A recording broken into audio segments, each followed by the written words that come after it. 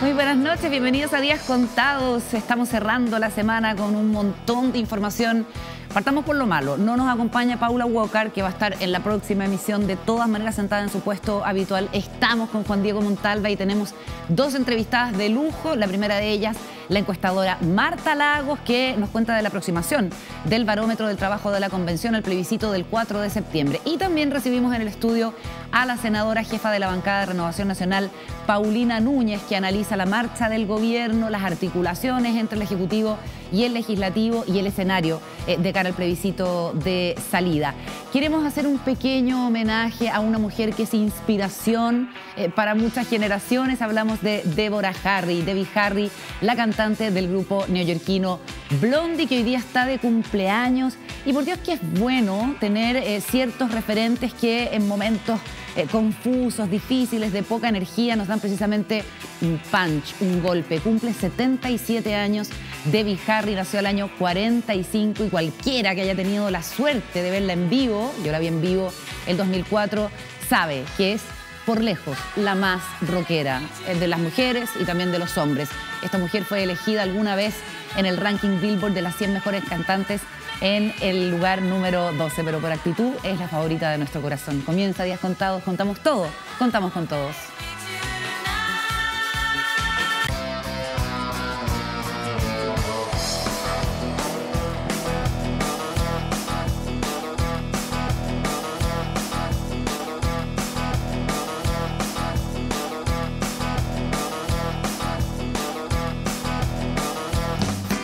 Y aquí estamos en este mesón, un poquito solitario, claro, un poquito lejos. Estamos cerca.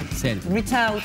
La Paula se nos fue a un viaje breve. Un viaje laboral, de trabajo. Sí, fue a Buenos Aires, así es que le encargamos todas esas cosas que se encargan cuando una persona viaja a Buenos Aires. Sándwich de miga.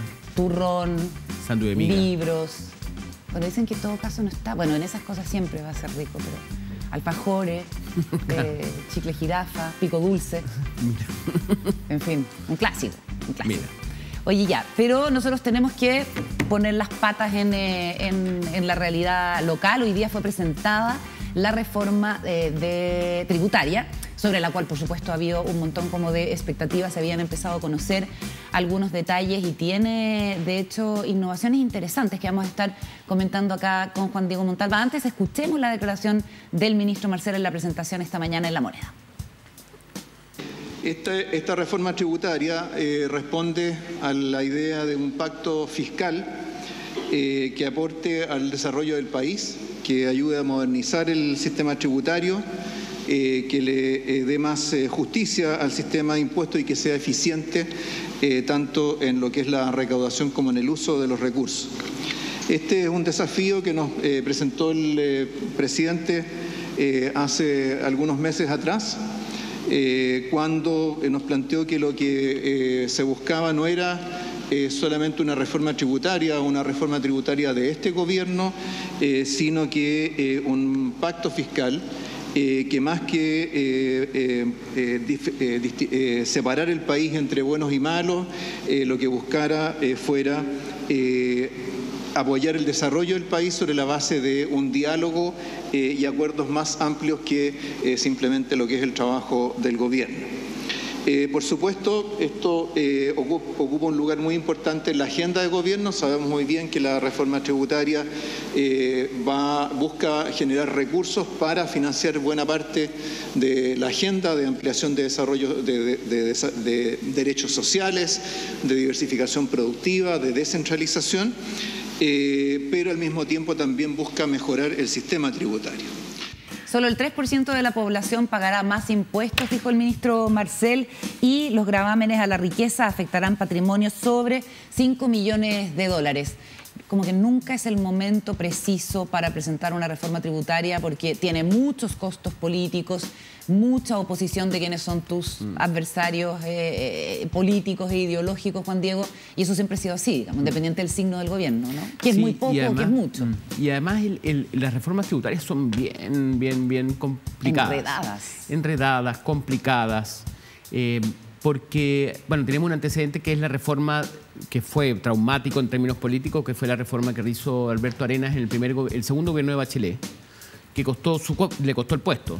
fue el primer ministro de Hacienda que ahí empiezan los ministros de Hacienda con la posibilidad de cambiar. Antes los ministros de Hacienda en Chile eran inamovibles. Eran inamovibles, duraban el periodo completo del gobierno. Y en el caso de Alberto Arenas, el primer año fue cambiado rápidamente por Rodrigo Valdés. Y no es fácil negociar, en un momento de crisis. De mucha inflación, con un periodo que viene también el próximo año de recesión probablemente. Entonces la muñeca política de Mario Marcel va a ser muy importante y se ha visto como, yo creo que si hay alguien que da garantías en términos del conocimiento del Estado y de la manera de hacer bien una reforma, de implementarla, de tratar de cuidar todos los aspectos, es Mario Marcel, dado la cantidad de tiempo que tiene en el Ejecutivo y el conocimiento que tiene del Estado chileno. Bueno, hay que ver, vamos a ver si sale airoso o también termina golpeado. Naufragando. Sí. Bueno, y para eso va a ser muy importante la actitud de los parlamentarios, obviamente de los parlamentarios oficialistas con los que uno, digamos, esperaría que contase el gobierno, pero también de los parlamentarios de oposición, porque cuando el presidente Gabriel Boric había sido electo y empezó a hablar de un pacto tributario, en el momento entre que fue electo y recién asumió, estaba como esta sensación como de esperanza, que incluso sus adversarios políticos decían, nosotros queremos que al gobierno le vaya bien. Entonces parecía que había agua en la piscina para pensar en nuevos pactos, por ejemplo, en un pacto tributario, sobre todo con la resaca de lo que fue el estallido social y la necesidad evidente de generar nuevas reglas y que pudieran financiar programas sociales que son muy queridos y muy demandados por la ciudadanía. Pero el pragmatismo en política siempre termina imponiéndose y ya vemos cómo en algunas reacciones desde Chile Vamos lo que se habla básicamente es de que este no es el momento para hacerlo por lo que tú describías, la inflación, y de que no contiene medidas que sean realmente reactivadoras y que le hagan la pelea a la inflación. Y uno piensa, ¿es porque ha cambiado el escenario económico y está tan tironeado que se está tomando esta postura? ¿O es porque es muy difícil que se produzca una confluencia? Vamos a tener que... Viene Paulina Núñez de Renovación Nacional, la senadora, vamos a preguntarle cómo se apoya o no apoya Tal cual. Al proyecto. Y me pareció muy interesante la puesta en escena del discurso, no sé si lo viste, de Marcel, que con una escalerita que sube, con movimiento atrás, como una imagen con unos fuegos como artificiales que le salen aquí arriba de la cabeza a él. Me pareció interesante como puesta en escena esta idea de en la escalerita sale la palabra justicia. Tiene una buena aproximación. Conceptualización. Sí. Y en ese sentido está bien preparado. Sí, es muy importante todo lo que tiene que ver con la puesta en escena, con la señal simbólica que se da. Y es interesante también cómo se incluye en materia de cuidados una rebaja tributaria para las mujeres que necesitan salir a trabajar, que tienen hijos menores de 2 años y necesitan contratar a una persona para que se haga cargo de sus niños, porque tiene 2 efectos. Por una parte, facilita o impulsa o estimula la reincorporación de las mujeres o la incorporación de las mujeres al mercado del trabajo cuando tienen hijos pequeños, y también es una fuente de empleo para otras mujeres que se dedican al tema de los cuidados. Así es que eso es interesante. ¿De qué vamos a estar hablando la próxima semana, Juan Diego? La próxima semana, no sé. Mira, bueno, la próxima semana se lanza, se conoce, ¿cómo se llama? La nueva Constitución se entrega. Y ya la conocemos de alguna manera, pero se entrega y el 4 va a ser un evento importante, ¿no? El 4 de julio, la presentación, vamos a ver quiénes van, quiénes son los invitados. Estamos gastando mucha tinta y mucha polémica respecto a los invitados. Entonces, va a ser un día bastante noticioso y ahí yo creo que el rol del gobierno va a ser muy importante. Vamos a ver, tal vez produce o ocasiona algún nivel de movilización social en las calles. Marchas. Quizás no. Sí, veamos. Está por verse, todo eso queda por ver. Ya, nosotros nos vamos a ir a la pausa. A la vuelta estaremos conversando con Marta Lagos, que es encuestadora y que tiene una encuesta que se llama Barómetro del Trabajo de la Convención, que anticipa el escenario del plebiscito de salida. Adivinen, ¿rechazo o apruebo? Rechazo, igual que las otras encuestas. Pero lo revisamos en detalle con Marta Lagos, que es una gran conversadora además. Antes, WOM tiene algo que contarte.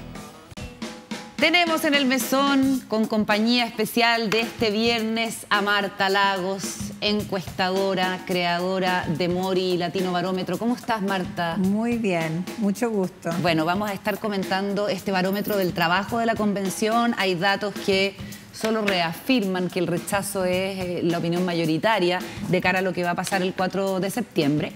Pero primero hagamos un análisis un poco más general del momento político que estamos viviendo aquí con Juan Diego.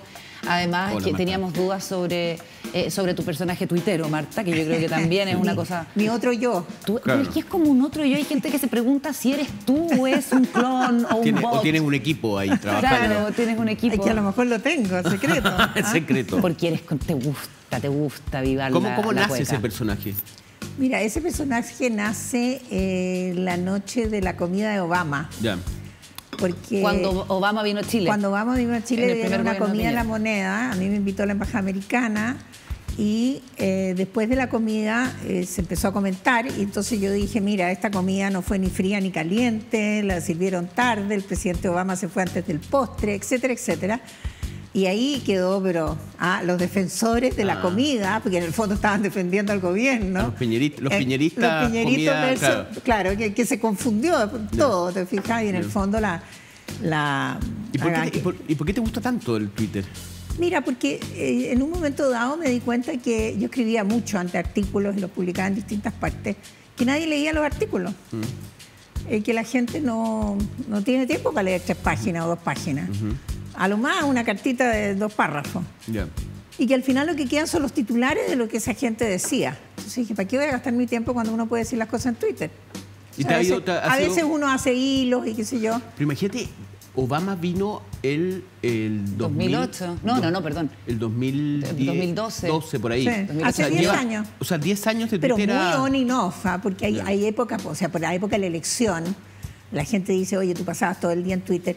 Claro, en la época de la elección yo estaba todo el día frente a la pantalla haciendo distintas cosas de trabajo. ¿Tú tienes el Twitter en tu computador? Claro, tengo el Twitter en el computador y entonces cuando estoy cansada, estoy redactando un texto, qué sé yo, me cambio a Twitter 5 minutos, trabajo 1 hora más, otros 10 minutos, entonces da la sensación de que no... el espacio. Claro, es como da la sensación de que no hay espacio entre medio, ¿te fijas? Oye, pero eres una provocadora de fuste. Además también hago mucho Twitter dictando. Claro, cuando me llaman por teléfono me dicen, oye, fulano te dijo no sé qué cosa, que y yo estoy en otra parte, entonces agarro el aparato y dicto. Ay, con razón, a veces tus tweets tienen una redacción rara, pues Marta, ahora me lo explico. Porque son hablados. Es hablado. Hoy día retuiteaste a Claudia Pizarro en esa entrevista, y yo estaba en esa entrevista, eso fue el año 2019, antes del estallido. Yo creí que era ahora. No, mira, de hecho ella misma lo dice en el texto. Hoy día en la mañana yo tenía una reunión muy importante a las 7:30 de la mañana, porque era la cosa con gente de otras partes del mundo. Entonces me levanté muy temprano, estaba terminando un texto para esa reunión, y ahí alcancé a retuitear un par de cosas, porque reviso también. Lo que has tuiteado. No, reviso lo que está pasando, porque de repente hay gente que me manda unos insultos tremendos. He bloqueado. ¿Qué haces con eso? He bloqueado a Pedro, Juan y Diego, o sea, ni te cuento. He recibido amenazas de muerte. ¿En serio? Sí, con reclamo en la PDI y todo, o sea, sí, claro. Y sigues tuiteando, persistes. Mira, es que yo creo que uno no puede dejarse determinar por lo que hacen los otros. Yo creo que la civilización se acaba si cuando tú te sientes amenazada, te autocensura. Que es lo que pasó un poco después de la época de Pinochet, que nadie se atrevía a hablar porque, bueno, no me vayan a echar de la pega, o qué sé yo. Al final de eso la sociedad termina implosionándose si tú te quedas callada con eso. Yo creo que hay que combatir la violencia verbal, la cantidad de bronca y también a propósito, yo creo que hay gente en alguna época en que alguien contrató a alguien, lo tengo evidenciado, hay gente que me ha medido la cantidad de negativos. Algún día lo voy a publicar, donde se nota que hay alguien que organizó una funa, pero una funa profunda, ¿te fijas? Donde tratan de... Sí, yo sé quién es. ¿No te maltrata? ¿Quién es? No, eso no... ¿Y tú sabes quién es? Sí, yo sé quién es. ¿Y es por razones políticas? Claro, es por razones políticas. Yo sé que hay gente que ha organizado cosas en contra mía para tratar de que yo no diga más cosas. Que me calle, que me salga de Twitter, que cierre la cuenta. ¿Y a quién perjudica más las cosas que tú dices, según tú? Bueno, al corazón de la extrema derecha. Es el corazón de la extrema derecha la que no acepta que... Porque, a ver, yo tuve 30 años fuera de Chile, viví en sociedades tremendamente abiertas, donde tú no dices las cosas por el lado, sino que las dices de frente. Y eso no está aceptado aquí. No está aceptado que yo te diga, en vez de decirte, oye, que estás linda, yo te digo, pucha, que lata, que subiste peso. ¿Ya? Eso es una cuestión que... No me lo pienso tomar personal. Claro. No pienso. Pero te lo estoy diciendo como ejemplo. Porque yo sé que lo que me querías decir es que estoy muy linda. Claro, soy exacto. Muy linda. Pero claro, eso es una cosa que uno nunca dice porque es descortés. Pero digamos, en las sociedades en que yo he vivido, se dicen las cosas de frente, nunca se dicen detrás. Se espera que tú te vayas y dices, oye, pucha, que engordó. ¿Ah? No, aquí es eso lo que sucede, ¿te fijas? Claro, una cosa aladina. Aladina, así como... Entonces yo voy de frente y eso no es aceptable aquí. Vamos hacia una sociedad más abierta y yo creo que tiene que ver con todo lo que está pasando. Desde esta sociedad tradicional, cuando yo llegué a Chile me decían, eso no se hace. Yo decía, ¿y dónde está la regla que me dice que no se hace? ¿Ah? Tú haces todo lo que quieres en Twitter. Exactamente, yo digo las cosas como las pienso. Cuando yo llegué a Chile en los años 80, una mujer de 30 y tantos años como yo no podía salir a almorzar con un hombre, así que al día siguiente llamaran 5 personas a mi marido diciéndole, oye, ayer vi a la Marta almorzando con un señor en tal lugar. Ya, no, increíble, pero eso ha cambiado igual. No, eso cambió. Sí, eso cambió. Pero tú te das cuenta que, o sea, el control de la gente respecto de lo que tú haces empieza por ahí. Ahora, por supuesto, se ha modernizado. Hoy día una mujer puede almorzar con un señor que no es su marido y no pasa nada. Pero en esa época no era así. Ya, y tú dices, el corazón de la extrema derecha no le gustan las cosas que yo tuiteo. Sí, no le gusta. No, hay gente que... Decir, o sea, eso lo tengo evidenciado, ¿me entiendes? Y el hecho de que tú vengas de un tronco familiar de una derecha tradicional... Mi pelea con Cristian Segers, que me agarró del brazo en un día en el municipal, me dejó un moretón. Hoy día yo lo habría denunciado. ¿Exdirector o director del Mercurio? Me dijo, tú que eres bien nacida, me dijo, ¿cómo me puedes hacer esto? ¿Y por qué? Porque yo había dicho en la revista Mensaje que él había sido el director de La Segunda cuando salió esta titular que decía ¿dónde están los desaparecidos? Ya. ¿Y él lo hizo? Claro, era un titular durante su dirección de la revista Mensaje. Entonces, Mensaje no, la revista de la Segunda. Perdón, de la revista Segunda. Este reportaje salió en la revista Mensaje, yo estaba en el consejo editorial en ese momento. Y entonces cuando se encontró conmigo en una gala del Mercurio, me agarró el brazo y me zamarreó. Yo me quedé congelada, imagínate, tú que eres bien nacida, o sea, ahí hay un reconocimiento de dónde vengo, ¿te fijas? Desclasada, en el fondo, ¿cómo te pasaste para el otro lado? Eso pasa mucho. ¿Te ha pasado siempre? Me ha pasado mucho, sí, me ha pasado bastante. ¿Y no te molesta? A mí me impresiona la agresión que hay dentro de Twitter. ¿No te afecta? Para nada. ¿Nada? No. Tú sigues campando. Yo tengo como esas películas del futuro, una especie como de virus que me protege. De la agresión. Fíjate que no, porque yo creo que uno tiene su vida propia y uno se debe a su vida propia, no a lo ajeno, no a lo que te rodea, que tú no conoces. El mundo es agresivo, el mundo está lleno de violencia y uno tiene que saber, ¿no es cierto?, armarse personalmente contra aquello que igual no puedes controlar. O sea, esa violencia yo no la voy a dejar de controlar o de... me lo digan o no me lo digan. Oye, ya, entremos entonces a propósito de climas hostiles a lo que probablemente va a pasar a partir del próximo martes, después de que se le entregue oficialmente al presidente el texto de la nueva Constitución y comience formalmente la campaña, donde hay 2 opciones, apruebo o rechazo. Cualquiera con apellido es una fábula, digamos, porque no existe, no tiene entidad. Y tú en la última encuesta Barómetro del Trabajo de la Convención tienes una aproximación a lo que va a pasar. ¿Cómo ves el escenario político? Mira, yo veo el escenario político de la Convención mal. La Convención tiene solamente un 23% de la gente que dice que tiene una buena opinión de la Convención. Creo que, como dicen los alemanes, yo viví 20 años en Alemania, les pasa por su propia culpa, ¿no? Ellos de alguna manera se enfrascaron en esta torre de marfil muy privilegiada, que fue esta tremenda tarea que es de una magnitud intelectual, de honorabilidad que le dio al país, y se olvidaron del país. Con tanto esto ir a las regiones y todo ir a las regiones, no se dieron cuenta que se habían aislado. con esta agenda es una agenda de minorías, una agenda millennial, y se olvidaron de la señora Juanita, se olvidaron de lo que sale en la encuesta, que son los temas principales: salud, educación, vivienda, pensiones. Yo no necesito hacer una encuesta para saber que eso es lo que más le importa a la gente. Y esos temas no son los que están en la agenda. Entonces, yo creo que hay un castigo por eso. Hay un castigo porque este grupo de personas se elevaron por encima de la sociedad y formaron esta cosa más intelectual, más de futuro. Uno podría estar de acuerdo o no, nadie va a estar en contra de los pueblos originarios, en contra del medio ambiente, pero no es el tema de la gente. Hay causas personales, hay causas, cada uno defiende su causa. Entonces yo creo que en esa excesiva modernidad, si tú quieres, ¿no es cierto? Porque hay cosas en la Constitución como el derecho a los animales y qué sé yo, que están en la punta de las sociedades más desarrolladas de la Tierra. A lo mejor en 60, 70, 80 años más, cuando Chile sea un país rico, ¿no es cierto?, se van a poder implementar algunas de esas cosas, pero no es el tema de hoy. Entonces yo creo que en esta Constitución hay esa contradicción, y lo que se muestra en la Convención es esa punta del iceberg, que es una punta de extrema modernidad, si tú quieres, ¿no?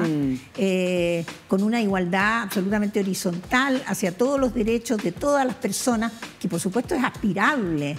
Otra cosa es que la gente hoy día en Chile pueda entender de que eso es lo que estamos aspirando hoy. Hay una diferencia entre la aspiración de pasado mañana y la aspiración a largo plazo. Y cuando tú maximizas las minorías y te olvidas de las mayorías patean.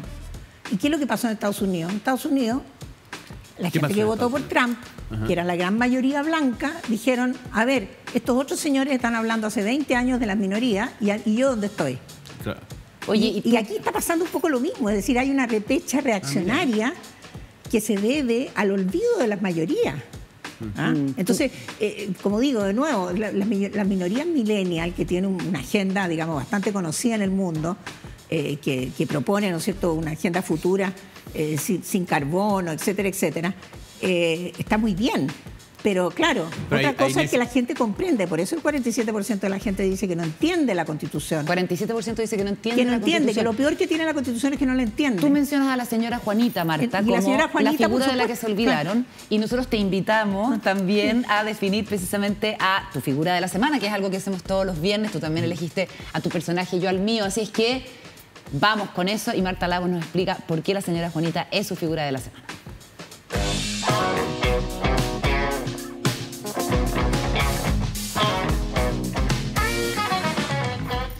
Esta señora Juanita la acuñó Ricardo Lagos, ¿no? Sí. En su momento, como para hablar de el común, las personas comunes y corrientes, las personas de la calle. Que en ese momento era una novedad. Y la invitó, ¿te acuerdas? Claro. El 21 de mayo. Exacto. Y la señora Juanita tenía una persona verdadera. O sea, existió la señora Juanita. La señora Juanita era una persona que tenía él del lugar donde él tiene su lugar de veraneo, en un local, ¿no es cierto? Había una persona, ¿no es cierto?, que se llamaba, no sé si se llamaba señora Juanita, pero él le puso señora Juanita, y era en torno a este personaje, ¿no es cierto?, que es el Chile real. Claro. Ese Chile real es lo que la gente está pateando respecto de, que es completamente contradictorio que la Convención Constitucional sea pateada porque no corresponde al Chile real, cuando ellos lo que intentaron es justamente traer el Chile real a la regla constitucional. Se pasaron unas cuantas cuadras, como dicen ahora. Pero claro, si el problema no es que no esté, porque si tú miras la Constitución, el Chile real está en la Constitución, están los derechos sociales, están lo básico de la demanda del 19, están en los derechos de la Constitución. El problema es que no están en la agenda. Entonces, como dicen los comunicadores, lo que no está en la agenda no existe. ¿Tú vas a votar a prueba? Y la gente... Yo estoy más inclinada a votar a prueba que rechazo. Voy a leer de nuevo la Constitución porque soy crítica yo. Creo que la Constitución se pasó en muchos pueblos en varias cosas que va a haber que corregir, porque nosotros no vamos a poder garantizar todo eso que dice. Es imposible garantizarlo con el dinero que tenemos, ¿ah? Entonces, claro, en 100 años más sí, pero a lo mejor debería haber una Constitución en espera, con el botoncito del... en espera, todos estos artículos. El plebiscito de salida al trabajo en la nueva Constitución se llama el último informe del barómetro del trabajo de la Convención, y veamos qué responde la gente cuando se le consulta, digamos, pregunta abierta, los derechos más importantes que protege el nuevo texto de la Convención. Lo tenemos ahí en pantalla, derechos más importantes que garantiza la nueva Constitución. Vemos la salud, la educación y la vivienda. Ya. Son los 3 derechos fundamentales. Ninguno de esos 3 temas hoy día tema de la agenda. No. En cambio, los que están abajo, la plurinacionalidad, etcétera, etcétera, son los temas que están en la agenda y que a nadie le interesan. Acceso al agua, género. ¿Te fijas? Entonces, a ver, yo creo que el tema de género le interesa a todo el mundo. El problema es que tú no pones el género arriba del plato para comer. El género no se puede poner en el plato para comer. Entonces, es ahí donde empieza la tensión valórica de la gente que evalúa y dice, está muy bien, pero yo, ¿y dónde está mi plato de comida? Pero ese es un problema también quizás de comprensión y de falta de pedagogía, porque una constitución tampoco te va a resolver los problemas. No, pero están los derechos sociales. O sea, hay un tema de las garantías de los derechos sociales que está en esa constitución, pero que no está en las constituciones anteriores. Pero no es lo prioritario, no es lo que más destaca, no es lo que ha sido el protagonista de la constitución. Pero dime tú, los derechos sociales se votaron en la Convención Constitucional en un día del año. Entonces tú dices, bueno, ¿por qué no empezaron por los derechos sociales? Esta convención constituyente tendría otra cara si ellos hubieran empezado por las demandas centrales que tenían los que protestaron en el año 19, que eran las demandas sociales. La garantía de las demandas sociales. La gente sabe que no le pueden garantizar hoy día ni la salud, ni la educación, ni que se va a demorar años en construirse los hospitales y en formarse los médicos. Lo importante es haber empezado el camino para ir para allá, porque antes de eso no estábamos en ningún camino. Estábamos en una especie de zigzagueo que no está claro para dónde íbamos. Ahora tenemos, la Constitución dice, mire señor, usted tiene que ir para allá. Esa es la diferencia entre antes y ahora. ¿Se fija? Y según el barómetro, ¿quién gana el 4 de septiembre? No, el 4 de septiembre gana, o sea, si la 7 domingo fuera la elección, gana el rechazo por 4 puntos de diferencia con el apruebo, entre aquellos que dicen que van a votar. Ese es otro tema, porque resulta que se supone que los que tienen derecho a voto son 15 millones. Ya. Pero también le preguntamos, señor, ¿usted dónde está inscrito? Y el 17% de los que dicen que van a ir a votar está inscrito en otra parte que donde vive. Entonces la probabilidad de que esa gente efectivamente llegue a votar es mucho más baja que aquellos que viven donde votan. Que hicieron el cambio de domicilio, ponte tú. Entonces el domicilio electoral distorsiona el derecho a voto, porque le permite a la persona mandarse cambiar para cualquier lado.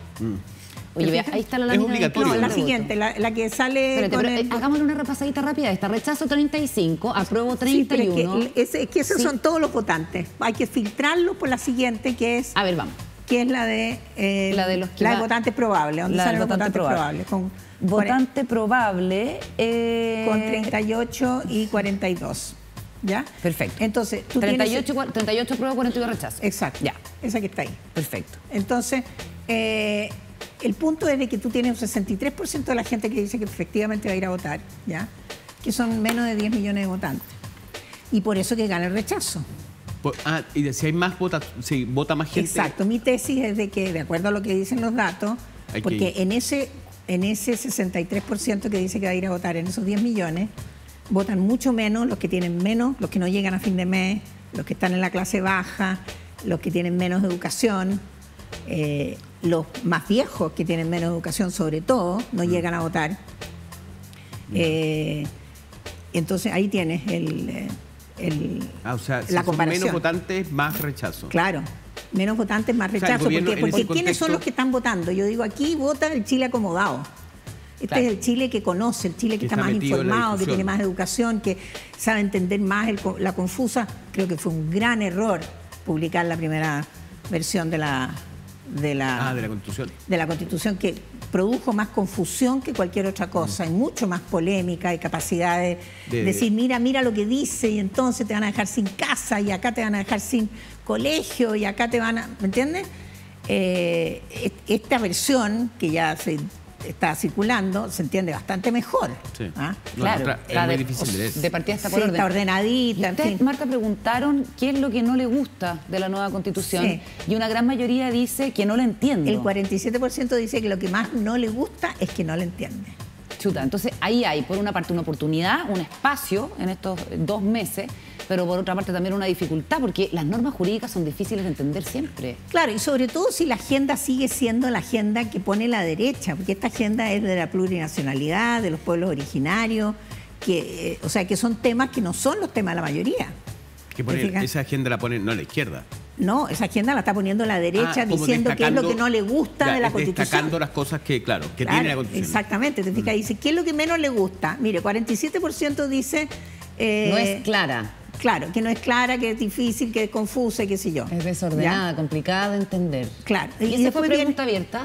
Sí, pregunta abierta. Entonces, cuando la gente tiene a flor de labio contestar eso, en la mitad del país, tú dices, bueno, aquí el problema principal que tiene esta Constitución es que la mitad del país no lo entiende. Y esa mitad del país es la que menos vota.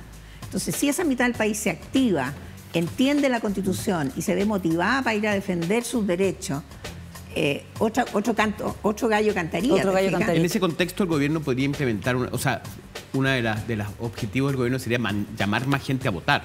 Claro, es que el voto no es una cosa que tú puedas prender un botón. O sea, tú tienes que motivar a la persona para que esa persona tenga la sensación de que tiene que ir a defender algo. El voto es un acto valórico, es un acto mucho más emocional que racional. Esta es una sociedad poco racional. Y por lo tanto aquí tú no puedes darle argumentos de racionalidad. En ese sentido, la campaña del rechazo de la derecha está muy bien articulada porque es una campaña emocional. Aquí no se están discutiendo si efectivamente, como intentó decir el presidente el otro día, mire, eso es una mentira, porque aquí, como estamos en una sociedad tremendamente desarticulada, muy fragmentada y triturada por las crisis, etcétera, la gente le cree a sus referentes. Entonces, si tú eres mi referente y tú me dices, mira, te van a quitar la casa, yo te creo y creo que la Constitución te va a quitar la casa, aunque en la letra de la Constitución diga lo contrario. O sea, ahora entramos en un periodo en donde eso va a ser clave, el boca a boca. Claro, no, ¿quiénes son tus referentes? O sea, si yo le creo a alguien, ese alguien me va a decir a mí, que es un poco lo que dice la Elisa Loncón el otro día cuando dice, a mí me dijeron que... No es así. Me dijeron que tenía que votar por A o por B. Claro, ella dice que claro, porque... Pero no es así. Lo que pasa es que en su círculo familiar, la gente vota de acuerdo a la red en que tú estás. ¿Ya? Si tú estás en una red donde no vota nadie, tú no votas. Si tú estás en una red donde vota gente, vas a estar incentivado a ir a votar porque todo el mundo va a estar hablando del voto y tú no. Entonces te quieres ser parte del grupo y entonces vas a ir a votar. Eso es lo que te dice la teoría. Yeah.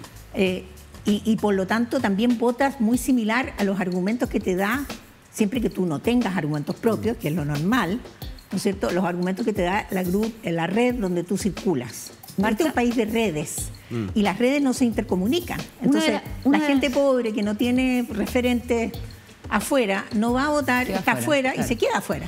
Marta, te quería preguntar por esta idea de que hay medios de comunicación trabajando para que gane el rechazo, ¿no? Que como que circula, da vuelta. Sí. ¿Ustedes midieron eso? Sí. Y se desmiente. Sí, hicimos una pregunta que no sé si la pueden poner en la pantalla, que pregunta si cree que los medios de comunicación son imparciales, están trabajando para el apruebo o están trabajando para el rechazo.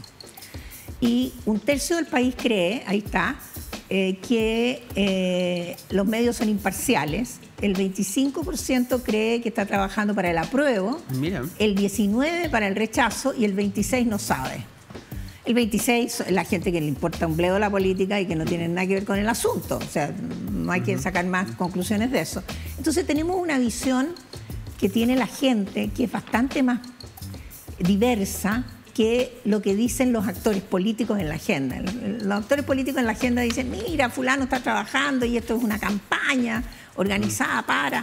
Es un círculo chico de gente de élite. Una élite. Exacto, es una élite, ¿no es cierto?, que se está echando la culpa entre ellos. Que yo encuentro en este momento que la izquierda llora mucho diciendo, mira lo malos que son, pero ellos no hacen nada. En estos 30 días no había campaña de parte de la izquierda de decir, mira lo bueno que es la Constitución, sino que lo que hay es una reacción a lo que dicen los otros, que no es lo mismo. Claro. Entonces hay mucho llanto y poca acción. ¿Y cómo has visto esta presentación que hacen los senadores Walker y Rincón de los 4 séptimos, pensando en el escenario del rechazo y en poder hacer modificaciones? Bueno, yo lo encuentro alucinante la propuesta de... ¿Alucinante en sentido positivo o negativo? Alucinante porque demuestra que ellos creen que la Constitución del 80 es reformable. O sea, yo creo que hoy día es difícil sacar a la gente a la calle a protestar, pero si alguien llegara a proponer... Imagínate, escenario 1, se aprueba el rechazo, o sea, gana el rechazo. Y alguien propone al día siguiente que lo que tenemos que hacer es reformar la Constitución del 80. Yo te puedo asegurar que salen 5 millones a la calle diciendo que no, que son el 80% que votó rechazo, no, o sea, que votó apruebo el 25 de octubre del año 20. Entonces, si hay algo que queda claro es que nadie quiere tener nada, ni un pedacito de la Constitución del 80. Entonces, esa propuesta es una propuesta política para forzar a la derecha, pero no es una propuesta que pueda llevarse a cabo, ¿ah? Ahora, entiendo la lógica de forzar a la derecha, de decir, mire, sí, finalmente yo voy a agachar la cabeza y voy a decir que sí. Pero hay actores, en entrevistas hace pocos días, que han dicho que no quieren que se cambie el tema de los colegios particular pagados, que no quiere que se cambie el tema de la ISAPRE, que no quiere que se cambie el tema de las AFP. Entonces, al final, ¿el cambio sobre qué? O sea, si tú no quieres cambiar esas tres cosas... Y estamos hablando de derechos sociales. Claro, y estamos hablando de derechos sociales, entonces efectivamente lo que sale ahí de derechos sociales es bastante mejor, aunque se sepa que hoy día no se pueden concretar. ¿Se fija? Bueno, uno de los personajes que ha estado en choque permanente con la Convención Constitucional es el presidente de la CPC, Juan Sutil, que es mi personaje de la semana, para que sigamos avanzando. Después Juan Diego también. El señor que tiene miedo. El señor que tiene miedo. Tiene miedo. Dices tú. Sí, claro, porque él dice que hay una incertidumbre tremenda, que la gente no va a invertir.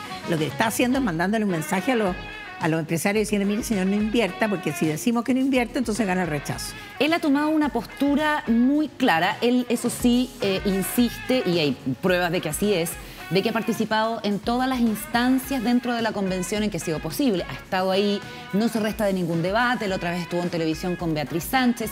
Ahora estuvo en Temuco participando del encuentro empresarial de la Araucanía. Fue recibido con hostilidades porque tiene además ahí un tema pendiente con las aguas de un río que le reprochan comunidades locales ese asunto. Y es un tipo que tiene una visión muy clara y una posición muy determinada. Entrevistamos a Carlos Ruiz esta semana y hacía la diferencia entre lo que fue Juan Claro en el gobierno de Ricardo Lagos, por ejemplo, con lo que representa Juan Sutil en el momento histórico y en el actual ciclo político. Entonces, por eso lo elegí mi personaje, porque me parece que él está determinado a fijar una posición que en este caso es muy evidentemente contra la nueva Constitución. Bueno, no sé si viste que ayer o antes de ayer se reunió Petro con Uribe. Oh, impresionante esa reunión. Uribe es otra persona. Está bien, o sea, Uribe se reúne con Petro sabiendo que no va a convencer a Petro. Y Petro se reúne con Uribe sabiendo que tampoco lo va a convencer. Además han sido dos, pero el antagonismo, pero, el antagonismo una guerra, o sea, entonces, sangre... Está muy bien que el señor Sutil participe. En el fondo tiene la misma actitud que Uribe, que es muy loable. Otra cosa es que tenga la ingenuidad de creer que va a convencer al otro. O sea, cuando uno pierde en democracia. ¿Ah? Claro. ¿Pero tú crees que no va a convencer Juan Sutil a muchos de votar no, yo rechazo? Creo que esa gente ya está votando rechazo hace mucho rato. O sea, le está hablando a un voto durísimo para decirle no se le olvide ir a votar, en el fondo. Yo creo que también Sutil está haciendo su pega. Por supuesto. ¿Me entendí? Ese es el sentido que a mí me parece que no la está haciendo bien, pero es otra cosa. En donde de alguna manera él lo que hace es... No puede hacer otra cosa, es como la trinchera. Sí. ¿No puede hacer otra cosa? No puede hacer otra cosa porque... Desde el mundo empresarial, que no sea trincherarse. Mira, Hobbes dice que nadie se puede salir de su ethos. Ese es su ethos. O sea, él no comprende el mundo de otra manera. La gente que te dice, mira, es que brutalidad, todos los derechos que le dieron a los pueblos originarios, que les dieron demasiado... Entonces tú dices, le dieron. Te das cuenta que en la palabra le dieron está todo metido. Porque tú no puedes dar. O sea, ¿me entiendes? No es uno el que da, es el sistema democrático que decide, que no es lo mismo. Yeah. Entonces la gente que dice, mira lo que le dieron. No, o sea, perdón. Es una mirada de la élite. Claro, es una mirada de que yo estoy aquí arriba y tú estás allá abajo. Entonces ¿cómo hay un le lenguaje. Dieron? Claro, ¿cómo le dieron? ¿Cómo hicieron? ¿Cómo ejecutaron? No, la soberanía consiste en que cada persona vota y decide lo que quiere. Por eso que es muy grave lo del domicilio electoral, que le quita soberanía a 2, 3 millones de personas que no van a ir nunca a votar. Entonces, nosotros no tenemos 15 millones, sino que 12 millones. ¿Te fijas? Espérate, pero eso también es responsabilidad de cada uno como ciudadano. No, porque los sistemas... Oye, el tema del domicilio electoral es una cuestión del siglo pasado, cuando la gente tenía... cuando inventaron el sistema electoral, porque la gente tenía campo, y entonces, bueno, podían inscribirse en el campo o en la ciudad. pero tú te das cuenta que viene de una época ancestral. Entonces, eso está completamente eliminado en la sociedad moderna. Tú tienes un domicilio oficial y puedes tener un segundo domicilio a la gente que se tiene que trasladar y qué sé yo. Pero está normado, tú puedes votar en los dos lados. Bueno, y ahora se aprobó esa ley, ¿tú dices que se demoró con un objetivo político? ¿Como renovar el sistema de...? No, si no se ha renovado nada. Lo único que hicieron fue una ley del GPS que tampoco sirve porque la mitad tú sabes que la dirección... Si tú te inscribiste en el servicio electoral hace 50 millones de años y pusiste Las Lilas 2522, la calle Las Lilas no existe, existe Isidoro Yáñez. Sí, po. Bueno, ¿cómo georreferencia Las Lilas? Bueno, eso es lo que decía el gobierno, que porque eso era difícil de... Pero es que hay una parte sustantiva del padrón electoral que no tiene los nombres correctos con las direcciones correctas. Por lo tanto, lo primero que hay que hacer es unificar la información que tiene el registro civil con el CERVEL. Eso es una modernidad mínima que tú necesitas para poder devolverle la soberanía a la gente y que no se pueda seguir diciendo por qué le dieron a los pueblos originarios. O sea, de una despectivo tremendo ese lenguaje. Juan Diego, tu personaje de la semana, tu figura de la semana. Mi figura de la semana es Mario Marcel. Un personaje que a mí cada vez me convence más y me intriga, ¿no?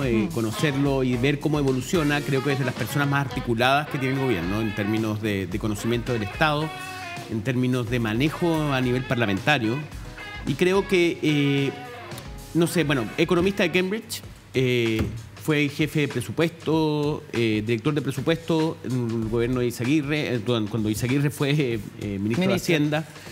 Después fue uno de sus grandes éxitos fue la Comisión Marcel, que justamente crea el Fondo Solidario de las AFP, o sea, del sistema de pensiones, el pilar solidario de las pensiones, con lo cual él se llena de gloria después de haber sido bastante maltratado porque supuestamente iba a ser el ministro de Hacienda, fue Andrés Velasco finalmente, entonces él queda con esto y se va de Chile. Vuelve, presidente del Banco Central, y ahí surge como la gran carta del presidente Boric para ser el ministro de Hacienda. Y hoy día presenta su reforma tributaria hoy día, y lo más probable... Hoy día presentó la reforma tributaria. Ya la presentó. Sí, y ¿cómo se llama? Y es la gran batalla. Esta es una... acordémonos de que en el caso del gobierno de Bachelet II, la reforma tributaria terminó con cambio de gabinete. Sí, o sea, por lo mal hecha. Bueno, y lo otro que notan, no sé, Marta, si tú cómo lo ves, pero el negociador es el ministro de las Express en general, cuando hay leyes y qué sé yo, y reformas importantes como esta, pero aparentemente estaría quedando en un segundo plano por el brillo propio que tiene Marcel, por la aprobación que tienen las encuestas y por la respetabilidad que suscita entre no solo sus pares, como vimos a los exministros de Hacienda concurriendo, pero en procesión a Teatino 120, ahí está la foto, sino también entre los parlamentarios. Mira, sí, yo creo que, a ver, evidentemente que está el supuesto de que ciertas funciones las tiene que cumplir una persona u otra. La función es inherente al liderazgo. Y en este caso el liderazgo económico lo tiene él, por lo tanto sería absurdo pretender de que lo hiciera otro ministro. O sea, aquí hay dos personas que tienen liderazgo en este tema, que es el presidente y el ministro de Hacienda, que fue un poco lo mismo que ha pasado en otros gobiernos, ¿no es cierto? Sin duda que el ministro de Hacienda es la segunda autoridad del país, porque tiene la billetera. Sí, yo creo que lo ha sido los 4 gobiernos de la Concertación, sin duda que lo fue, y que nada sucedía. Mi padre fue ministro de Frei Montalva y él contaba que cuando a Andrés Saldívar, que era ministro de Hacienda, no le gustaba algo, decía, presento mi renuncia, y con eso se acababa la discusión. Entonces, esto viene de hace mucho tiempo, no es una cuestión nueva. Y segundo, yo creo que aquí se está conformando una nueva izquierda que funciona, como dijo Petro el otro día, yo lo he leído mucho a Petro, con el capitalismo. Él acaba de nombrar a José Antonio Campo, sí, nada más y nada que menos, es el equivalente funcional de Mario Marcel en Chile. O sea, es un economista de primer nivel mundial. Correcto, fue secretario general de la... Estuvo en Chile mucho tiempo. Sí, estuvo en Chile muchísimo tiempo y además de eso ya ha sido ministro, etcétera, etcétera. Y después estuvo en Naciones Unidas. Entonces, me parece que se está conformando esta izquierda... izquierda seria. Claro, esta izquierda macroeconómica, llamémosla así, ¿no es cierto? Cuando Marcel el otro día dice voy a tirar 5.000 millones de dólares a la venta para bajar el valor del dólar, yo dije, tácate, la izquierda nunca había hecho una cosa así en la historia de la humanidad. La izquierda macroeconómica. Está buenísimo. La izquierda macroeconómica. Se nos acabó el tiempo, pero te vamos a tener que convidar de nuevo porque lo hemos pasado muy bien. Macroeconómica. Muchísimas gracias, por estar Marta. con nosotros y hasta la próxima, Marta. Muchas gracias a ustedes. Gracias. Nosotros nos vamos a la pausa, al regreso estaremos conversando con la senadora Paulina Núñez acá en el programa. Avanzamos avanzamos en este último programa de la semana, el primero del mes de julio. Bueno, una semana que está dejando mucha noticia política y que se anticipa para la próxima semana también una serie de hechos políticos que queremos comentar con la senadora de Renovación Nacional, Paulina Núñez, que es jefa de la bancada más grande del Senado. ¿Cómo estás, Paulina? Bienvenida. Bien, Carola, muchas gracias. Hola, Juan Diego, a todas las personas que nos están viendo. Así es, la bancada más grande, 12 de 50. La que nos sigue es la de la UDI, que tiene 9. Después, si no me equivoco, la de C con 6. Y así se han ido formando incluso comité. Y aquí yo siempre le tiro una talla, hasta llegar a republicano, ¿cierto? Con el rojo, que él es comité, bancada, presidente de partido, las de todas. El único republicano. Oye, ¿y cuántos de esos 12 senadores y senadoras podrán ejercer la mitad de su mandato si es que se aprueba la Constitución? 7. 7. 7 somos elegidos recientemente en este cargo en la última elección, y en el caso de los 7, uno fue a su reelección, como es el Coto Sandón, el senador Sandón, que él está iniciando un nuevo periodo, pero fue recién a su reelección, por lo tanto también eventualmente estaría 4 de los 8. ¿Y cómo vota la bancada? ¿Apruebo o rechazo? Rechazo. Habiendo estado dividida en el plebiscito de entrada. Ya. Yo misma estuve por el apruebo, hicimos campaña. Sandón estuvo también por el apruebo. También, la María José Gatica. ¿Quién más? ¿Francisco Chaguán? ¿O estaba por el rechazo? Ya. De hecho, ellos tenían como eslogan de su campaña en el plebiscito de entrada: rechazo para reformar. Así que hoy día están sacando el brillo. Sacando el brillo Al concepto. Los volantes. ¿Y por qué rechazas, Sí. Paulina? Mira, yo rechazo porque, a ver, primero, yo estoy convencida que tiene que haber una nueva constitución. De verdad, en eso creo que no hay... Y sé que cuesta, sobre todo que nos crean, porque la verdad es que yo pertenezco a un sector político en donde mucho tiempo se negaron a hacer esos cambios, no solamente por una cuestión de quórum, porque podría haberlo cambiado cualquier gobierno de la exconcertación, ¿verdad? Pero sí creo que ya se cerró un capítulo y que además uno no puede obviar el mandato de la ciudadanía cuando un 80%, no uno, un sector o qué sé yo, el 80% de los chilenos votaron por una prueba de entrada para tener una nueva constitución. Yo creo que eso, sinceramente, no debería estar ni en discusión. Después veremos qué dice el presidente, por lo demás, ¿cierto? Si llega a ganar el rechazo, quiénes serán, cuál será la fórmula, en qué tiempo, pero yo creo que hoy día nadie debería discutir que Chile va a tener una nueva constitución, y también creo que algunos cometen un error con tal de que gane el apruebo, diciendo que lo que estamos haciendo es votando por la constitución de Pinochet para ver si esta sigue viva o no. No, yo creo que sinceramente hay que transmitir que lo que uno está votando eventualmente el 4 de septiembre es el borrador de los constituyentes, lo que preparó la Convención Constitucional, y sobre eso nos tenemos que pronunciar. Y creo, Carola, que hay cuestiones buenas en el texto, que no todo es malo, pero hay cuestiones que son no solamente malas, que para mí son súper preocupantes en un sistema político, como por ejemplo en materia de orden público, sobre todo por lo que estamos viviendo. O sea, no puede ser que tú dejes al Ejecutivo, al presidente, a la presidenta, al que esté de turno, sin la posibilidad de ejercer un estado de excepción. En situaciones excepcionales, evidentemente. De hecho, el gobierno esta semana renovó por 4ª vez el estado de excepción para la macrozona sur, y por lo tanto es evidente que es una buena herramienta. Por ejemplo, en materia migratoria, o sea, que quede el principio de no devolución. Es decir, que el Estado receptor, que Chile no tiene ninguna posibilidad o capacidad, porque en la Constitución, estamos hablando del paraguas que de ahí para abajo ordena, ¿cierto?, todo nuestro ordenamiento jurídico, para devolver a quien no cumpla requisitos, a quien termine delinquiendo, a quien eventualmente entró por un paso no habilitado. O sea, eso a mí me parece realmente preocupante, no solamente una cuestión que a lo mejor no juntó mayorías. Pueden haber otros estados, hay otras... Parece que se puede salvar esa situación. Y sobre personas migrantes que cometan delito, está súper claro que prevalece la expulsión, digamos. Ahora, ¿Por qué no? ¿Y por qué no? Pero no se hace. Pero en el borrador, como quedó establecido el principio de no devolución y no hace distingo, claro, tú podrías eventualmente un gobierno que esté de turno, que no cree en la reconducción, podría ser una interpretación. Claro, yo tengo este principio, no tengo por qué volver. ¿Qué es lo que se dice también con otras materias que se supone que se tienen que bajar a ley, pero está esta desconfianza de que al no quedar explícitamente ciertas cosas se podrían, que es lo que desde el otro sector niegan? ¿Por qué no? Porque tú dices, podemos hacer una tercera vía, podemos hacer una nueva constitución, ¿y por qué no trabajamos con la constitución que propone la comisión, la convención, y la reformamos y la trabajamos de acuerdo a mejorarla, dado que tú misma reconoces que hay algunas cosas buenas, ¿no? No, es que, Juan Diego, yo creo que primero quedó con quórums tan alto que va a ser súper complejo el día que eventualmente gane el apruebo, producir esos cambios en el Congreso, porque es el Congreso el que recupera, ¿cierto?, su atribución constituyente, su poder constituyente y empieza a reformarlo, pero no van a haber mayoría, y yo sinceramente creo que con incluso el actual Congreso, porque después, habiendo ganado el apruebo, empezaría a regir una Cámara de las Regiones, ¿cierto?, una única Cámara, digamos, de diputadas y diputados, no va a haber durante estos 3 años un ánimo, ni menos votos, ni menos quórum, ni mayorías para ir produciendo esos cambios. O sea, tendría que ser eventualmente la nueva conformación de este Congreso unicameral o bicameral asimétrico, como quieran llamarle, pero que no va a tener Senado, porque la Cámara de las Regiones va a quedar con otras atribuciones, y que va a ser una sola Cámara política la que va a tener que ir decidiendo esos cambios, que no tengo ninguna duda va a demorarlo o no va a estar de acuerdo, y creo que si llegara a ganar ese apruebo, esos cambios van a venir a producirse después de 10 o 20 años, cuando el ciclo político y del país vaya pidiendo, ¿cierto?, algunas modificaciones, pero inmediatamente imposible. Y por eso también yo creo que es súper importante, y van a estar los votos nuestros de RN en este proyecto de los 4 séptimos que presentó la Democracia Cristiana. Y que se ve el próximo martes. Claro, además, está súper rápido en la Comisión de Constitución del Senado, que se va a votar y va a ir a la sala para que nos pronunciemos todos, yo creo que a la semana siguiente. No creo que haya mucha claridad en la Cámara de Diputadas y Diputados, en la actual, en ese proyecto, pero en el Senado creo que va a haber una mayoría importante y transversal para que lo aprobemos. ¿Cuál es la importancia de ese proyecto?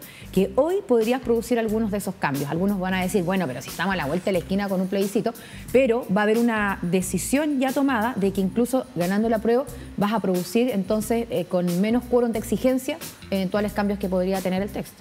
Yeah. Oye, Paulina, el presidente Boric se ha interpretado como que toma distancia, cuando es bastante evidente a través de las encuestas que en la aprobación del gobierno, digamos, hay una correlación con la aprobación del trabajo de la convención, de lo que vaya a pasar el 4 de septiembre, cuando desde el comienzo, y pues no podía ser de otra forma, ha sido un entusiasta del trabajo de la convención. ¿Cómo interpretas tú esto? Mira, yo creo que nadie duda cómo va a votar el presidente y el gobierno, qué sé yo, en un 98%, si por ahí hay algún alguna oveja negra, delegado, qué sé yo, Seremi, que está pensando en otra cosa, pero evidentemente que el gobierno está por el apruebo, o sea, eso, porque así lo manifestaron incluso cuando eran parlamentarios, lo hicieron públicamente, cuando se inició el proceso, o sea, eso no está en discusión, y yo creo que en eso no hay ningún problema ni nada. El tema es el siguiente, que estando en el ejercicio del cargo, 2 cosas, Carolina. Primero, Carola, el presidente tiene que poner alternativas sobre la mesa, porque yo sé que internamente y desde su sector político, claro, lo deben tironear, ¿cierto? Oye, no hables nada, no digas nada, porque lo que digas podría interpretarse como da lo mismo que votemos apruebo y rechazo. Pero él está entre la espada y la pared, porque como la máxima autoridad del país tiene que en este momento lograr acuerdos, conversaciones y dejar alternativas, porque es evidente que más allá del resultado el país va a quedar dividido. O sea, es una cuestión súper paradójica, porque cuando partimos con el plebiscito de entrada, hubo una mayoría incuestionable, abrumadora, un 80%, nunca antes una elección había tenido un resultado de aquello, que dijo, sí, queremos una nueva constitución. Entonces ahora lo que le corresponde, es el deber que tiene, a mi juicio, es establecer cuáles son esas alternativas para que las personas además las conozcan previamente. Y por otro lado, creo además que cuando uno sale a explicar lo que no tendría por qué explicar, que es esto de que el gobierno o la aprobación o el rechazo que están recibiendo ministros o la propia actitud de él, sus decisiones me refiero, están o no ligadas con el resultado del plebiscito. Si no fuera así, si las personas no lo pensaran así, no tendría por qué salir incluso él mismo a explicarlo. Yo creo que no solamente el que explica se enreda más, ¿cierto? Sino que cuando tú entras a explicar algo es porque evidentemente hay una duda razonable al otro lado. Y yo al menos sí creo que las decisiones que ha ido tomando el gobierno van repercutiendo directamente en los sondeos que hoy día conocemos, la decisión de las personas para dónde inclinan la balanza. ¿Te llevas bien con Gabriel Boric? Sí, me llevo bien con él. Estuvimos, yo siempre lo he dicho, porque también ahora tampoco que me pasa a ser la amiga de que prendamos la parrilla el fin de semana, no es así. Pero estuvimos 8 años en la Cámara, tuvimos los mismos 2 periodos y además estuvimos en la Comisión de Constitución. Y en ese minuto conversábamos tranquilamente de, oye, yo voy a firmar tu indicación, firma tú la mía, o al revés. No la puedo firmar, no me hagáis firmar esa cuestión. Pues ya, listo. Y él me decía lo mismo. Entonces, sí, hay un respeto político mutuo, e incluso yo le agradezco harto que cuando todavía él estaba electo, yo también, él para presidente, yo para senadora, me haya recibido en su casa para poder transmitirle que creía yo que al menos desde nuestra vereda era importante hacer. La primera persona de oposición a la que recibió, digamos. Sí, y también me parece importante que eso se mantenga, pero claro, hemos tenido momentos en donde nos hemos molestado, nos hemos enojado también porque, por ejemplo, fuimos los 12 senadores, nos recibió la bancada completa y fuimos nosotros todos y todas a La Moneda a entregarle propuestas, 30 medidas en materia de seguridad. Y hasta hace muy poco yo no había tenido ningún feedback, no habíamos conversado en cuáles podemos ponerle urgencia, en cuáles no vamos a avanzar, en cuáles requerimos mayores acuerdos. Ahí está la foto del momento. Sí. Todavía no asumían ninguno de los dos. Sí. Era verano. Era verano, es verdad. Qué crudo ha sido este invierno. Sí. Y bueno, ahí yo le dije, en todo caso, mi gran tema fue el tema migratorio. Yo creo que en eso está mal debe y me duele mucho que haya ido a Arica y no haya ido a Antofagasta. Ahora, en los últimos días. Paulina, Juan Diego. Tú también fuiste compañera de Jackson, de Giorgio Jackson. Sí. En la Cámara. En la Cámara, sí. Él parece que no era una persona con que se hablara mucho dentro. Parece que Boric era más accesible o más afable. ¿Cómo ves tú el manejo de Jackson en el Parlamento? Es un ex parlamentario que entra a hacerse cargo del ministerio que tiene la tarea de vincularse con el Parlamento, el Ministerio de Secretaría General de Presidencia. Y él ha sido uno de los más duros, o más duros, no sé si la palabra es duro, pero de los más convencidos de que hay que votar a apruebo y diciendo de que es clave que vote a apruebo. El presidente Boric ha sido bastante más ecuánime, más... Es que uno solo es presidente. Claro, pero bueno, pero él es ministro, pero es un ministro importante. Sí. ¿Cómo ves la relación porque ese ha sido el gran tema, la relación de Jackson con el Parlamento? Sí, yo creo que ha sido bien compleja porque, a ver, yo lo miro al ministro Jackson y veo que le cuesta, ¿cómo decirlo? Como que le cuesta golpear la puerta, entrar a conversar, lograr un acuerdo. Yo hablo harto con él y también le hago ver eso, o sea, y también siento que generacionalmente aquí, Juan Diego, hay un cuento, porque las mayores críticas que ha recibido, que ha sido de su propio sector, ¿verdad? Del Partido Socialista, Fidel Espinosa. Del Partido Socialista, pero son de aquellos que a lo mejor, llevan mucho tiempo y que les gusta esto de el café, de, ven a pedírmelo, sí, yo también tengo mi listita. Formalidades, así claro. como... Y yo creo que en eso no hay que empezar a tratar de cambiar la forma, hay que adaptarse y por lo tanto, por último, un formato con ellos y un formato con los que nos entendemos por WhatsApp. No ha cambiado el formato. No ha cambiado el formato. No ha cambiado el formato y tiene que cambiarlo, está sonado, tiene que cambiarlo porque, insisto, o sea, yo no tengo ningún problema que me mande un WhatsApp y me diga cómo va la cosa y yo le digo lo mismo y después hablaremos rápidamente en el Congreso, pero hay otros que requieren a lo mejor de un mayor rito y una mayor conversa y eso tiene que hacerlo, es que, insisto, está sonado, tiene que hacerlo si quiere tener un buen resultado, porque además las críticas, insisto, que recibe son del sector. A mí me tocó ser diputada de oposición y de gobierno y es cierto que a uno le molesta, le duele, le incomoda que tu gobierno dé por descontado tus votos. O sea, al final terminan negociando con el que está en la oposición y no con uno mismo. No te va a saludar a ti, no te va a hablar, no te va a convencer. Te enteras por la prensa de cuáles son las medidas. O sea, por ejemplo, lo que pasó con el tema del cierre de la Fundición Ventana. Yo creo que es una buena decisión y creo que el tiempo, además, con mayor razón, la va a evaluar. Creo que yo represento a la región de Antofagasta, o sea, así como hay Puchuncaví, Quintero, Concón, nosotros tenemos Calama, Tocopilla, Mejillones, olvídense. Entonces, en Calama, de hecho, estamos en plena ejecución de un plan de descontaminación después de 12 años. Entonces, cuando la ciudadanía se levanta, no es porque te vinieron a leonar desde Venezuela, Nicaragua, no tengo idea, es porque realmente hay un dolor y te dan ganas de que alguien te responda. Entonces, pero lo que podría haber sido una buena noticia de fondo terminó como un buen titular y con un montón de otras cuestiones que desviaron la decisión, porque yo misma yo presido la Comisión de Medio Ambiente en el Senado, cité inmediatamente a una sesión extraordinaria, estábamos en semana distrital o regional, cada uno en su zona, y el alcalde de Puchuncaví, Marcos Morales, cuando le preguntamos, dice, me enteré por la prensa, me enteré cuando el presidente estaba dando el anuncio, que eso no puede ser. O la ministra de Minería, o sea, ni siquiera el alcalde, que uno podría decir independiente, la ministra de Minería, que dice, yo creo que comunicacionalmente anduvo mal porque no se le conversó, no se socializó con los trabajadores. Entonces, todo eso, y volvemos al ministro Jackson, no lo vas a cambiar, indiferente quién esté de turno, quién estemos en el Congreso, requiere de mayor diálogo, de mayor participación, de una conversa que yo veo lejana que no se está haciendo. Paulina, ¿cómo ves ahora entra el nada más y nada menos que la reforma tributaria al Parlamento? ¿Cómo ves esa gestión? ¿Quiénes son los que llegan a negociar eso? ¿Cómo está siendo recibido por el Parlamento, por el Senado? Es una ley muy, muy compleja, 3 partes, supuestamente, ¿no? Sí, y ahora ya la anunciaron, y hay algunos detalles. Pero mira, yo primero quiero decir algo. Yo no creo que... yo esperaba que no tuviéramos reforma tributaria inmediatamente. De verdad, yo creo que el país hoy día tiene tanta falta de certeza que inyectarle una reforma tributaria, a mi juicio, sin incluso entrar en el fondo de si es buena o mala, ya produce más incerteza.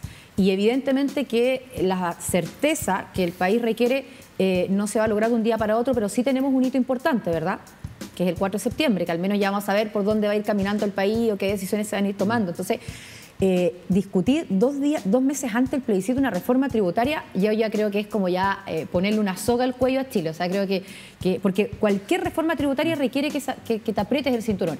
Y perdónenme, pero eso de que vamos a cargarle la mano a los más ricos, pues si los más ricos no se van a meter la mano al otro bolsillo, va a permear para abajo. O sea, la cuestión obviamente que alguien tiene que pagar esa pero esa es un gobierno reformador que quiere implementar una cantidad de reformas que necesitan más financiamiento. Sí, es verdad. 4.2 hablaba el ministro en la mañana, Marcel, y está bien, ahí está el objetivo. O sea, ¿para qué tú haces una reforma tributaria? Para recaudar mayores recursos, ¿verdad?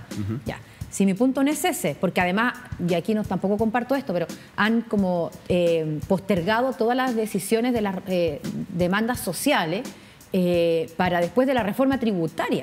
Y yo creo que eso el país no lo merece. O sea, hay un montón de reformas sociales que podrían perfectamente estar siendo discutidas con urgencia del Ejecutivo y no solamente porque los parlamentarios nos pongamos de acuerdo. La reforma previsional. O sea, el senador Coloma, que preside la Comisión de Hacienda, la puso en tabla, así lo decimos, ¿cierto? Le empezó a discutir el proyecto sin que este fuera priorizado por el Ejecutivo. Y yo puedo entender, porque también quiero hacerme cargo de aquello, que puede ser una reforma que no va en la línea de lo que el gobierno quiera, pero bueno, presenten entonces una indicación sustitutiva, es decir, tú no pierdes el trabajo legislativo, porque esto ya está en segundo trámite, ya pasó por la Cámara, claro, y te vas con tus propias ideas que legítimamente podrás instalar porque la ciudadanía te eligió. Pero postergar todo esto para post-reforma tributaria, post-plebiscito, en definitiva, es empezar a gobernar en octubre, noviembre. Y yo creo que el país no lo merece, porque el estallido social no pidió ni reforma tributaria ni nueva constitución. El tema de la nueva constitución fue la herramienta, la decisión política, el acuerdo político que tuvimos para resolver políticamente un estallido social. Entonces, cuando empezamos a revisar de esas demandas sociales, ¿qué tenemos ya avanzado? No tenemos nada para la todavía. derecha sería muy duro si ustedes se oponen a una reforma tributaria que busca justamente reformas sociales. Es que no nos vamos a poner, no vamos a salir con los brazos arriba celebrando. No se van a poner. No, pero sí, obviamente que no tengo ninguna duda. Sí, no, pero no tengo ninguna duda que no vamos a firmar lo que el ministro proponga a seca, porque, por ejemplo, en el caso del royalty, nosotros estamos de acuerdo con que haya un royalty. Yo creo que a esta altura, después de todo lo que ha pasado en el país, hasta los mineros están de acuerdo que haya un royalty y tienen su propia propuesta. El Consejo Minero, por ejemplo, que se la leí por ahí hace un tiempo. Pero el royalty que salió de la Cámara, porque este es un proyecto que ya se votó en la Cámara, está en el Senado, existe este proyecto de ley, no requiere hoy día, o sea, va a estar al alero la reforma tributaria, pero lo que quiero decir es que ya se produjo una discusión en ese tema, es progresivo y por lo tanto tú no le estableces una norma clara, les vas cambiando un poco con las reglas del juego a los mineros. Entonces los mineros, ¿qué te dicen? Mire, yo estoy disponible a pagar más, pero dígame cuánto, entonces yo me programo, pero si esto va a ir creciendo, entonces tampoco tengo un incentivo de seguir produciendo. Entonces, bueno, pero en esas cosas pero en principio no se ponen. No, o sea, yo creo que no era el momento, y esto lo digo incluso bien personal, creo que ya es como ya que le apretáis el cinturón, le ponéis la soga al cuello al país, pero bueno. Pareciera que nunca es oportuno el momento para hacer una reforma tributaria, ¿no? Es verdad, en general nunca es oportuno, lo que pasa es que ahora tenemos un hito bien relevante histórico a la vuelta de la esquina. Ya, pero también se criticaba al gobierno, Paulina, porque estaba inmovilizado y sin agenda legislativa en espera de lo que pasara con el texto de la Constitución, entonces con palos porque boga y palos porque... No, lo que pasa es que yo sí creo que hoy día hay otras cuestiones que sí el gobierno debería priorizar. Ayer, bueno, esta semana tuvimos una sesión especial y llegaron con una agenda legislativa en donde no había ninguno de los proyectos que fuimos a dejar ni más ni menos que a la moneda a las manos del presidente. Esto en materia de orden público y seguridad. Ya, perfecto. Entonces, ¿cómo el gobierno? O sea, yo sé que el presidente viaja a Arica, hay un consejo, ¿cierto?, nacional incluso que se celebró con distintas autoridades relacionadas con el tema, las policías, el Ministerio Público, etcétera, pero nada de lo que se presentó en la Política Nacional de Seguridad coincide con las aspiraciones de ustedes. Sí, pero no hay leyes, o sea, no hay proyecto, no hay o sea, ¿qué espera uno? Ingresemos, ¿cierto?, a propósito de este vacío legislativo, pero ingresemos una agenda en materia de seguridad legislativa, evidentemente, y discutamos las diferencias. O sea, tú dices, Hay solamente anuncios, pero no hay claridad, por ejemplo, cuando dice crear este sistema robo de madera, municipal. Infraestructura crítica. Porque esos proyectos están. Están, sí. Pero están porque el robo de madera es de autoría de senadores nuestros. La infraestructura crítica del senador Kenneth Pugh y Carmen Gloria Aravena, de la Araucanía. El senador Insulza, que es presidente de la Comisión de Seguridad, dice que lo de... usurpación está en manos de Insulza. Sí, me dijo que iba a ser robo, o sea, de prioridades, digamos, en la tabla de la Comisión, robo de madera, usurpación y desaparición de personas, algo así, no me acuerdo. Ya, pero esa prioridad es de los senadores y senadoras, primero de la Comisión de Seguridad que preside el senador Insulza y luego del Ejecutivo, te entiendo. No del Ejecutivo. Pero está bien, sí, yo lo que digo es que hay que revisar la reforma tributaria y desde ya no veo que nuestro sector vote en contra. Obvio que va a ingresar indicaciones y sus modificaciones. Sí, pero la ministra Siches anunció hoy día que se iban a ingresar indicaciones al proyecto del robo de madera. ¿Qué te parece, Isquia Siches, a cargo de esta agenda de seguridad o en general? Yo creo que, de verdad, objetivamente, yo creo que no lo ha hecho bien. Yo creo que es un cargo que requiere de mucha experiencia y de mucha relación también con quienes al final del día ejecutan las decisiones que uno tome. Yo creo que, por ejemplo, el hecho de haber ido inmediatamente a la macrozona sur, como quien va a cualquiera región, es no haberle tomado el peso de que lamentablemente hay una situación compleja en donde se recibe de esa forma ni más ni menos a quien está encargada, ¿cierto?, la seguridad y el orden público. Después de eso, creo que mira, yo creo que a ella, pero también a muchos de los ministros les está pesando sus intervenciones antes. Porque la gente dice, bueno, pero si hace 3 o 4 meses atrás decían tal cosa, ¿cómo ahora va a ser tanta la cuestión? Y no le cree, o se molestan los propios y no le cree el resto. ¿Qué dijo antes que tú dices que molesta? No, ellos siempre fueron muy críticos del rol de Carabineros de Chile, del rol de la BDI, de lo que estaba pasando en la Araucanía, en general de orden público. No cree profundamente en el tema de migración irregular, no creen que la reconducción sea una herramienta para que de una vez por todas se pueda decir en el país bienvenida a la migración, pero de manera regular, que las personas cumplan requisitos. No regular. No, de una situación regular, sí, de regularidad o regular, en fin, pero bueno, que se cumplan con requisitos, o sea, con ¿tú normas. ¿No crees que hayan frente a la realidad necesariamente? Chocaron con la realidad, y está bien, o sea, porque tienen que hoy día ejercer sus cargos, y yo prefiero, insisto, que actúen de esta forma, a que actúen evidentemente como estaban actuando, ya sea de parlamentario o de presidente de un gremio. O sea, yo creo que sí, pero cuesta en pocos meses agarrarle credibilidad a sus palabras y al cargo cuando se ejerce, porque claro, es como... en este caso, solamente en este ministerio, que todos sabemos que ese es el ministerio, ¿verdad? Ahí tiene que haber alguien que a lo mejor no haya tenido tanto pasado crítico en esta materia, en orden público y seguridad, desde ese ministerio estamos hablando, como a poder llegar con un poquito más de espalda. Ahora, ella lo tuvo, tratando de pensar, hay otros que yo creo los vinculo más con lo crítico. Ella desde el colegio de médicos era dura, pero no era, yo no la encuentro, todo completamente equivocado, pero no encuentro que su tema fuera la seguridad. En ese sentido, no creo que tampoco tenga techo de vidrio, ¿me entendés? Como para, tal vez como grupo. Ahora, como grupo puede ser que el grupo se identifica con ¿me entendés? Ahora, yo de verdad creo que podría ser una buena ministra de salud, de todas maneras. O sea, ¿un cambio de gabinete? ¿Qué te parece? Sí, esta semana empezaron a pedirlo del propio sector. No es que nosotros de la oposición hayamos salido emplazando al gobierno a que haga un cambio de gabinete. Ellos mismos creen que se requiere un cambio de gabinete. Y volvemos a las oportunidades. Un cambio de gabinete antes o después del plebiscito. ¿Por qué? Porque, bueno, tú produces un cambio de gabinete y siempre es para mejorar las cosas, pero es porque evidentemente hay algunos que no lo están haciendo bien, los que salen, ¿cierto? O los que tú los enrocas no lo estaban haciendo bien en ese cargo. Entonces yo creo que el gobierno está bien complicado respecto a la oportunidad y no tengo ninguna duda que si no es ahora, después del plebiscito va a haber un cambio de gabinete y no me llamaría la atención que algunos de los ex convencionales entren al gabinete. Mira, es un buen punto también para hacerlo después del 5. Bueno, claro, o sea, después del 4, claro. Había una moción de la UDI que era para que no pudieran ejercer ningún cargo público, pero no sé si habrá de la bancada de la UDI. Se presentó, pero no sé. A ver, ¿cómo quedó en todo caso en la reforma? Sí, en la reforma constitucional. De que durante un año no podían ejercer un cargo de elección. De elección, claro. O sea, porque podrían entrar al gabinete. Podrían entrar al gabinete. Ahora, yo siempre creí, y no estuve de acuerdo con ese año, porque en un año más no hay elecciones, no hay entonces elecciones, por eso es que es como ridículo. inoperante, ¿no? Sí, pues. Ya, pero para no descalificar la norma, pero es que en la próxima elección no podían competir y de ahí después a la siguiente por sí. la cual no podrían competir? Porque la discusión, Juan Diego, es de tal relevancia que no vengamos acá a discutir como si yo estuviera en campaña como candidato. Viste que cuando uno está en candidato de repente pide más de lo que eventualmente ahora, se esa ley podría debería haber sido hecha antes de No, claro, la ya no convención. fue. O sea, ellos pueden ser candidatos en la próxima elección incluso Y municipal. pueden estar en cargos públicos. Oye, Sí, sí, claro. que no hablamos de la interna de Renovación Nacional o de la articulación de la No, oposición. tendría que cobrar Te salvaste, tendría que traer una copita de vino. Una copita de vino.